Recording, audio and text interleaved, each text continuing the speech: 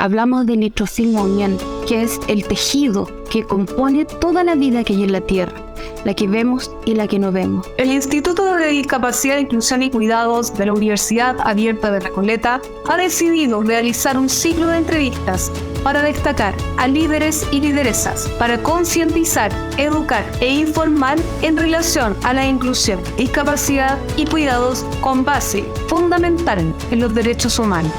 En este segundo ciclo entrevistaremos a personas en general sobre la temática de inclusión. Aquí nos vamos a referir a la comunidad LGTBIQ+, migración, pueblos originarios, personas privadas de libertad, entre otros.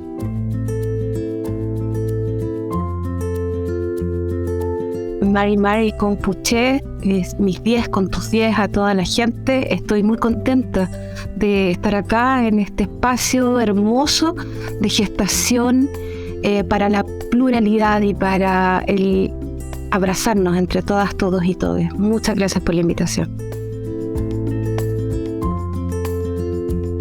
Hablamos de un camino que nos abraza a todos para alcanzar un mejor destino. Reconocer nuestras diferencias y nuestra forma distinta en el andar. Y eso es un tesoro que nos enriquece. Todos aprendemos del otro, todos también enseñamos a los otros, y cuando podemos abrirnos y entender que esas diferencias no son diferencias sino puentes, es cuando hablamos de inclusión y crecemos todos.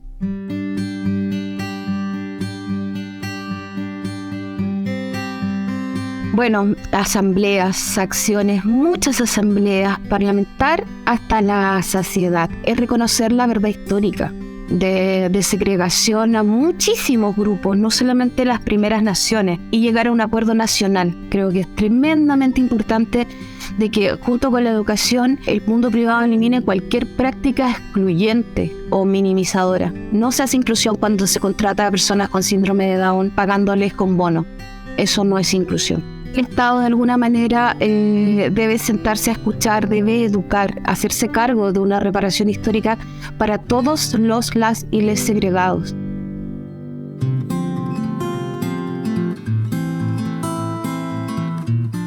Creo que abrirse al otro y de alguna manera te saca estereotipos. Yo creo que es súper importante el que la sociedad en general vaya deshaciéndose de los estereotipos que te son impuestos sistemáticamente, como las personas en situación de discapacidad, sujetos de caridad, las personas de pueblos de primeras naciones, cómo somos vistas por el resto de la sociedad. Hay una segregación, tenemos este imaginario, ¿no?, conflictivo, o se nos folcloriza, en mi caso, con la sopaipilla. La responsabilidad de la sociedad tiene que ver con educarse a sí misma y con abrir espacios, ya, para conocer al otro. En el trabajo que yo hago, especialmente con los coros inclusivos, tenemos la posibilidad de que, por ejemplo, tú tienes una adulta mayor que por su historia de vida, a cerca ya de 90 años, no ha tenido contacto con otras poblaciones.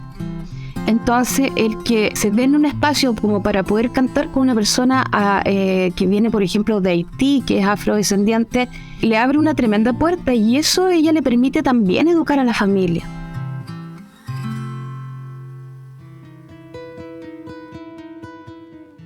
Dentro de nuestra cosmovisión mapuche hablamos de nitrocilmo unión, el tejido que compone toda la vida que hay en la Tierra, la que vemos y la que no vemos.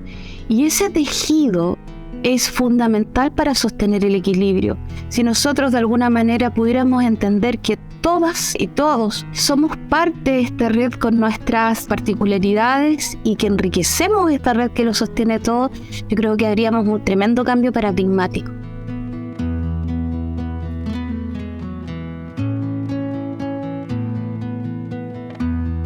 Un Estado debería garantizar que cada persona que habita en Chile tenga las mismas oportunidades para acceder a trabajo, a salud, a educación.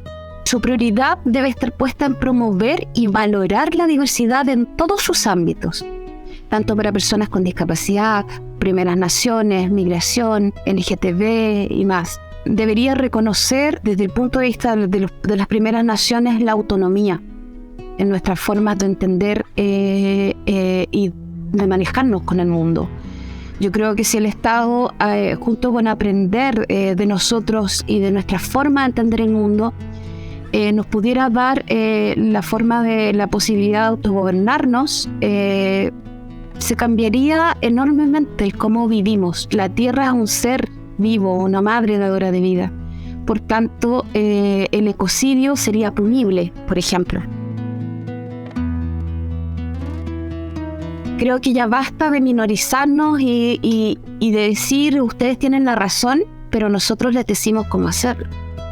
Y eso en política pública se usa muchísimo, es pan de cada día. Sí, tienen la razón, sí, los pueblos originarios, sí, la madre tierra, pero aparece el pensamiento no mapuche a la hora de generar política pública y ahí tú ves cómo no funcionan.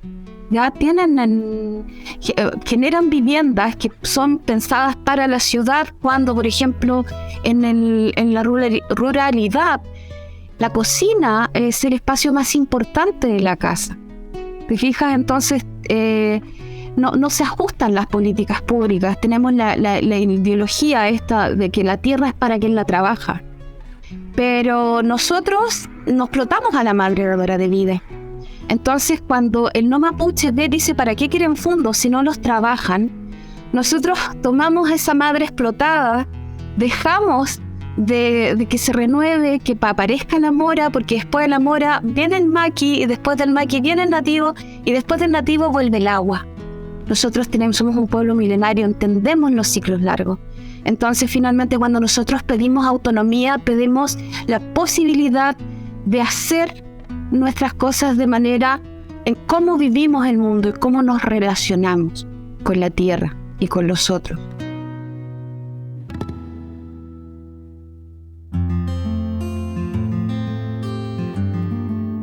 Más allá de la reparación histórica, que es tremendamente importante, el poder definir el cómo nosotros, y no hablo solo de las primeras naciones, o sea, hablo de cualquiera que tenga la posibilidad de decidir su destino y cómo quiere construir. Creo que lo clave es dejar de pensar como Estado, eso de ustedes tienen la razón, pero nosotros les decimos cómo hacerlo. Yo creo que tenemos bastantes capacidades, todos los grupos excluidos, de poder trabajar activamente en la construcción de un nuevo Chile. Eso.